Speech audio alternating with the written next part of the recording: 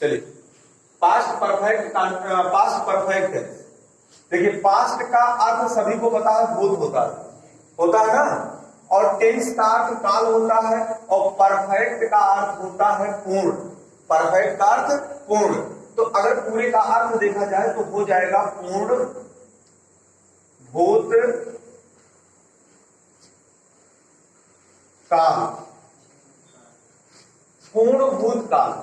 अब देखिए, कोई काम ऐसा होता है जो भूतकाल में ही पूरा होना पाया जाता है। काल 3 प्रकार के होते हैं, हमने बार बार बताया है। भूतकाल, भविष्यकाल, वर्तमान काल। भूतकाल वह होता है जो समय बीत गया है, भविष्यकाल वह होता है जो आने वाला समय है, और वर्तमान काल क्या होता है, जो इस समय चल रहा है। तो ये जो है पास्ट की बात मैं जो कर रहा हूं, ये बीता हुआ समय है, और बीते हुए समय में कार्य पूरा होना पाया जाता है। अब इसके पहले कंटिन्यूअस जो मैंने बताया है अपूर्ण भूतकाल, उसका अर्थ क्या होता है, अपूर्ण भूतकाल। तो वो बीते हुए समय में कार्य अधूरा है, इसका मतलब कार्य जारी है, समझ रहे हैं। और ये बीते हुए समय में कार्य पूरा। कितना समझ में आ गया होगा। इसकी पहचान की अगर बात करें तो पहचान इसका होता, देखिए पास्ट का पहचान सभी को पता है कि था, थी, थे। था, थी, थे होता है। और अगर परफेक्ट की पहचान करें तो प्रेजेंट परफेक्ट में मैंने बताया है सभी स्टूडेंट को, चुका, चुकी, चुके, ठीक है ना। देखिए, अगर आगे चुका कर दे, चुका था, चुकी थी, नोट करते रहे सभी। चुके थे, साफ साफ लिख दें।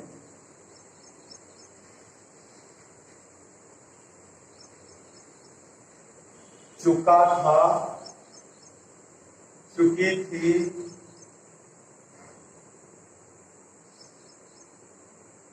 चुके थे, ठीक है।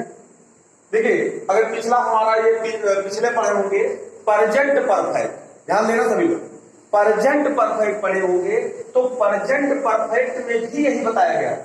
लेकिन प्रेजेंट में क्या होगा कि था के जगह पे क्या आ जाएगा भैया, हाँ, क्या आ जाएगा, हाँ, ठीक है। तो यानी चुका है आएगा तो प्रेजेंट परफेक्ट टेंस, अगर चुका था आएगा तो पास्ट परफेक्ट टेंस। कोई डाउट नहीं है ना।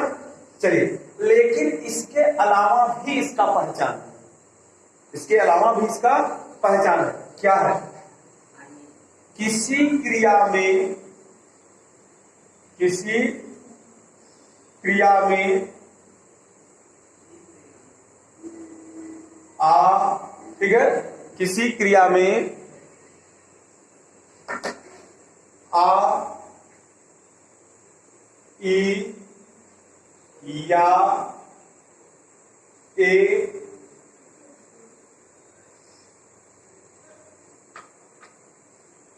जुड़ा हो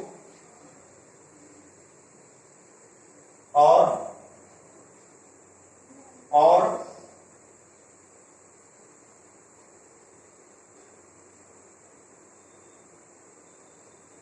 उसके बाद था, थी, थे। देखिए, इसको नोट करिए।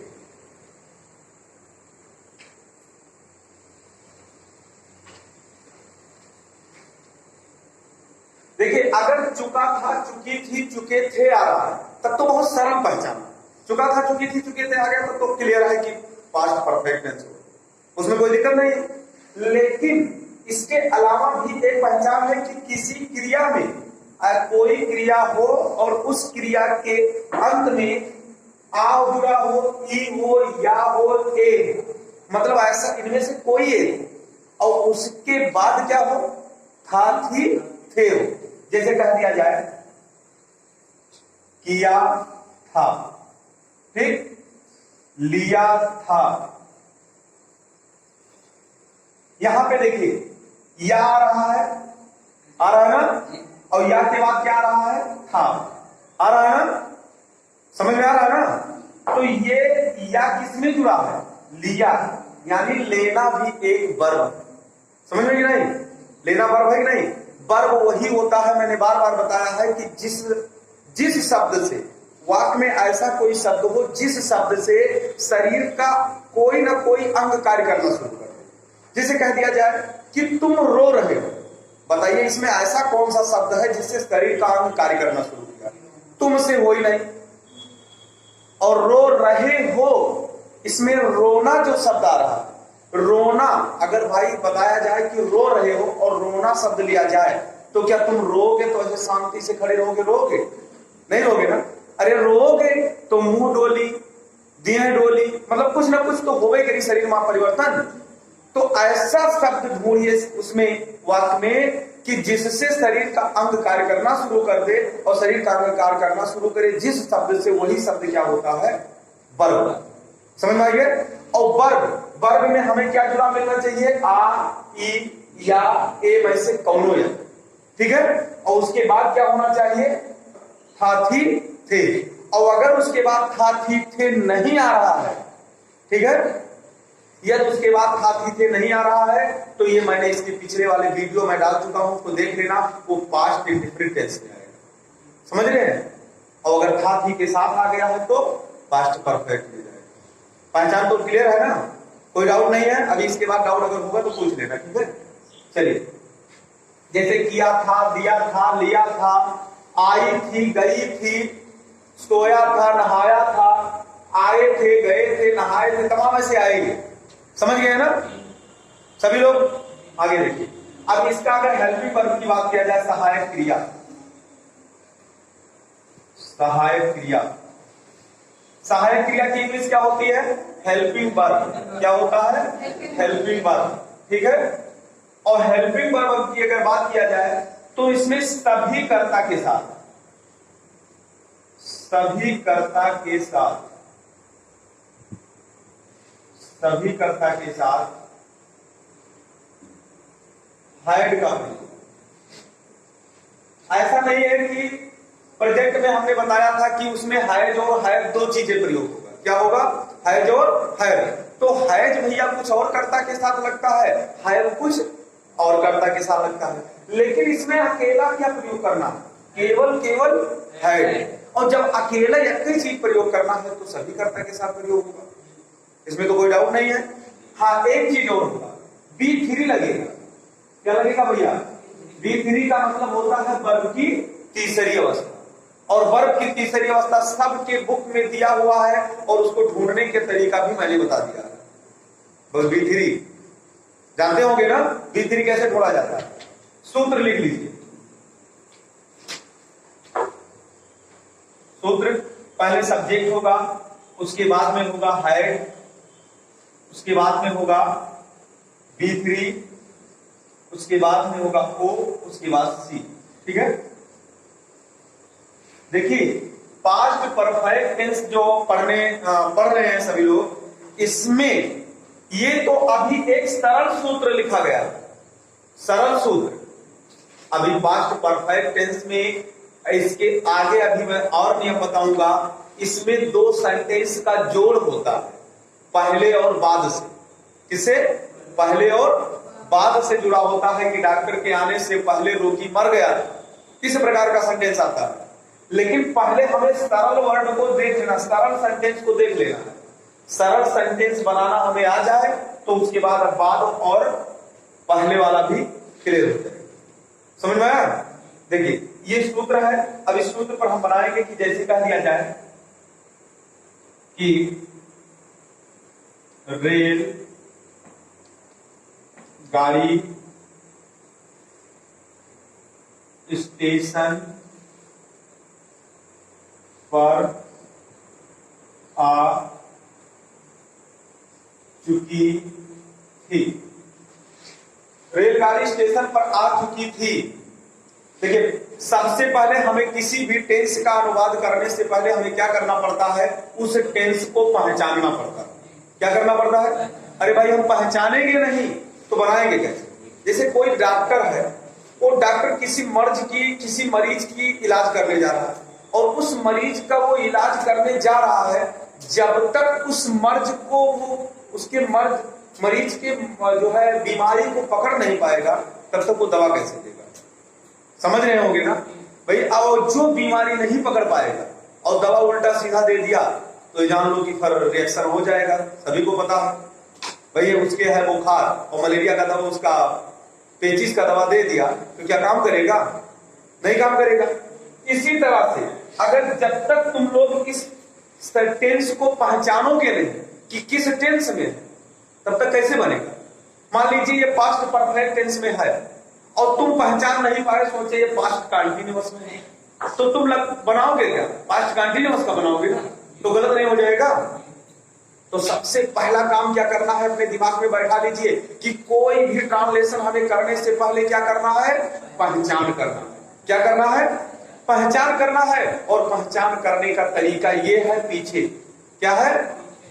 पीछे चले जाइए और पीछे जाने पर तुरंत हमको क्या मिल गया भैया? था। और था मिल गया तो हो गया पास्ट टेंस, इसमें तो कोई डाउट ही नहीं। अगर था थी थे मिल गए तो पास्ट टेंस, कोई दिक्कत नहीं। अब पीछे वाले से एकदम तुरंत पीछे से पहचानते ऐसे चले आओ, सबसे पीछे लास्ट में जाओ और उधर से एक एक शब्द पहचानते हुए चले। था मिला हमको पास्ट, था कि हम और पीछे चले आए तो हमको क्या मिला भैया? चुका चुकी चुके। भैया चुका चुकी मिल गए तो परफेक्ट टेंस में, चुका चुकी मिले तो परफेक्ट टेंस में गए, इसमें भी कोई डाउट नहीं। अब भैया यहाँ पे देखिए, पर पास्ट परफेक्ट टेंस हमारा 100% कंफर्म पहचान हो चुका, सभी लोग समझ गए होंगे। पास्ट परफेक्ट टेंस पहचान क्लियर। अब हमें और एक बार चेक करना है कि इस सेंटेंस में कहीं नेगेटिव तो नहीं है। अगर नहीं और कभी नहीं दिखाई दिया तो सेंटेंस क्या होगा? नेगेटिव। क्लियर है ना? और यदि नेगेटिव नहीं है फिर भी हमें एक बार और पहचानना है कि कहीं सेंटेंस इंट्रोगेटिव तो नहीं है। इंट्रोगेटिव का पहचान मैंने पिछले कई वीडियो में बताया हो कि उसमें क्या, क्यों, कहां, कैसे, कब, कौन, किसने, कितना, किस, ये सब अगर शब्द आ रहा है तो क्या है? इंट्रोगेटिव। तो इसमें हमें ना निगेटिव मिला है ना इंट्रोगेटिव मिला है, केवल पास्ट परफेक्ट टेंस पहचान मिला है। पहचानने में तो कोई दिक्कत नहीं है, पहचान गए ना। अब भैया हम पहचान गए हैं तो हमें अब कुछ नहीं, अगर पास्ट परफेक्ट टेंस हमें पहचान क्लियर हो ही गए तो बस सूत्र पर रख दो। क्या पर रख दो? और सूत्र सबसे पहले कहा था सब्जेक्ट लेके आओ। यस का मतलब क्या होता है बताओ?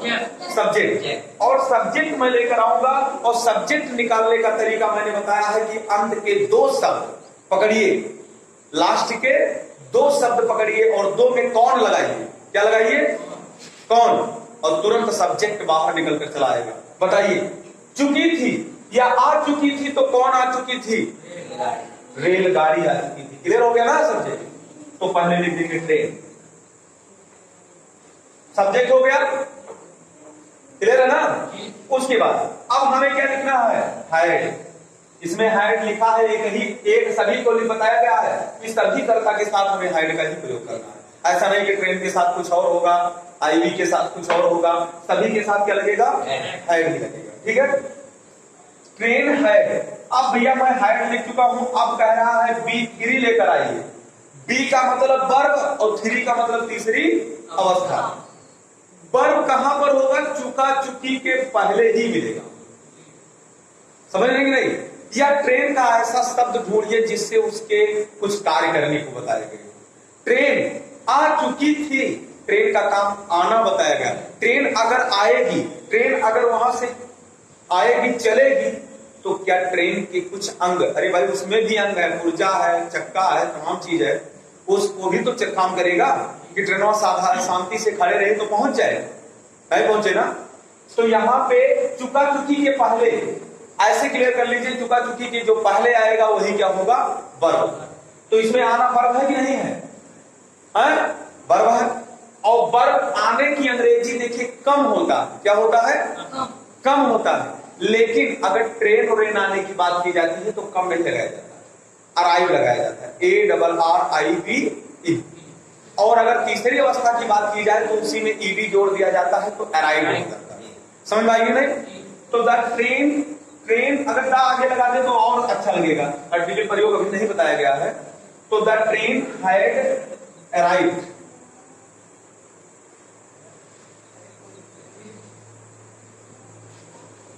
अराइव्ड, ठीक है।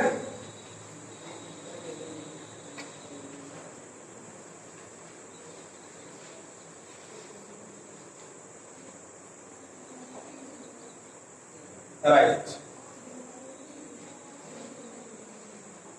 ठीक है। द ट्रेन हैड अराइव्ड, अब कहां पे आ गई है? देखिए B3 मैं लिख चुका हूं, और B3 लिखने के बाद क्या कह रहा है? ऑब्जेक्ट और कंप्लीमेंट। हमने ऑब्जेक्ट और कंप्लीमेंट का ट्रिक बताया, और वो ट्रिक क्या है? उस उधर से एक एक शब्द पढ़िए और इधर से लिखते जाइए। अब भैया यहाँ पे बचा क्या? आना तक तो हो गया है ना, अब पर बचा है, स्टेशन बचा है, ये तो बचा है। पर का अंग्रेजी हमने बताया है कि अगर उसके ऊपर टच कर रहा तो आन लगेगा, और अगर पर का भाव हो लेकिन उसके ऊपर टच ना कर रहा हो तो ऐड लगेगा। बताइए, ट्रेन स्टेशन के ऊपर थोड़ी आएगी, स्टेशन पर नहीं आएगी, वो तो पटरी पर आएगी। समझ रहे हैं भावना? स्टेशन पर वो बात कर रहा है, लेकिन स्टेशन तो भैया वो होता है जहां टिकट उकट करता है, उसका घर होता है, उसके ऊपर चढ़ के आएगी, तो यहां तो आन लगेगा नहीं। क्या लगेगा? ऐट लगेगा। जैसे कह दिया जाए मैं घर पर हूं, तो क्या मैं घर के ऊपर चढ़ के बैठा हूं? तो यहां ऐट होम लिखा जाता है। समझ रहे हैं ना? लेकिन कह दिया जाए मैं सड़क पर हूं, तो भैया सड़क के ऊपर तो रहूंगा है, तो ऑन रोड होगा। समझ रहे हैं ना? तो यहां पर क्या होगा? एट स्टेशन होगा। क्या होगा? Eight station.